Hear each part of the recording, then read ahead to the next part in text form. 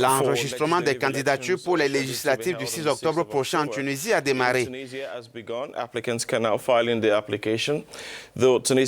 que le président tunisien, Béji Caïd Essebsi, n'ait pas encore signé la loi électorale révisée et adoptée par le Parlement, le dirigeant de 92 ans a fait sa première apparition publique en 2 semaines lundi lors d'une réunion de routine avec le ministre de la Défense Abdelkarim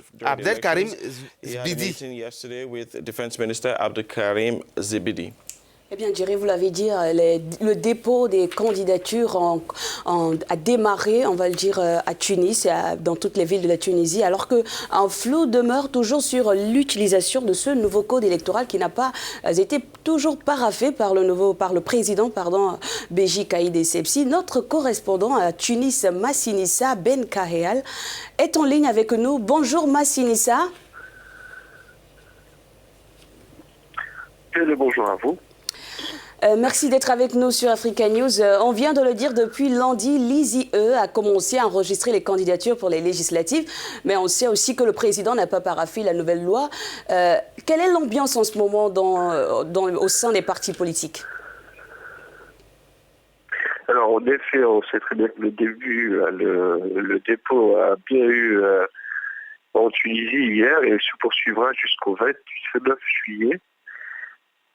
Ce qu'il faudrait retenir dans le pays, c'est que la Tunisie compte aujourd'hui, depuis 2011-2017, partis politiques qui tentent tous de se frayer un chemin vers l'Assemblée parlementaire, qui elle aussi compte 217 sièges. Alors, jusqu'à presque minuit hier, selon les dernières informations que nous avons pu avoir de l'instance supérieure indépendante pour l'élection en Tunisie, sont un peu plus de 149 listes ont déjà déposé premier jour. Donc 79 partisanes, 49 indépendantes et 28 autres dites de coalition. Massinissa, pourquoi est-ce que le président prend-il son temps pour promulguer le nouveau code électoral? Pourtant, il est conscient de la nécessité de réglementer le processus électoral. Il faut savoir que la première lecture du nouveau code électoral qui a été présenté au président, que lui se devait de ratifier, a donné lieu à beaucoup de controverses surtout. Le code en vigueur depuis l'adoption de la Constitution est maintenu pour cette nouvelle élection. Pour beaucoup, le président avait le choix entre signer ce code, le renvoyer devant le Parlement pour une deuxième lecture avec une sorte de crainte d'une réponse non satisfaisante du Parlement, ou encore d'appeler à un référendum, ce qui risquait de provoquer aussi un bouleversement dans le calendrier électoral. Et par contre, d'autres mettent ce refus sur la dégradation de sa santé au premier rang dans le pays et remettent en cause sa capacité à continuer à présider le pays. Massinissa, dernière question avant de vous laisser partir. Est-ce que l'on s'attend à une participation importante des partis politiques à ce scrutin?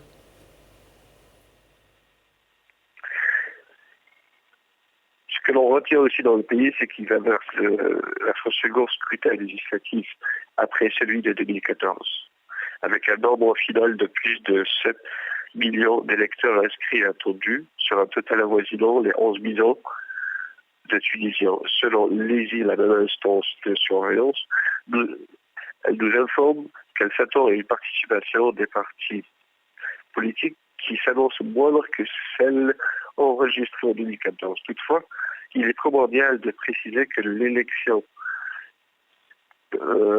première et législative et présidentielle de 2014 qui conduit le pays après 2011 est une étape importante qui a permis au pays d'asseoir une transition politique assez importante.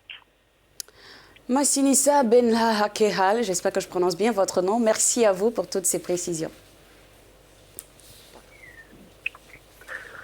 Bien à vous. Merci beaucoup.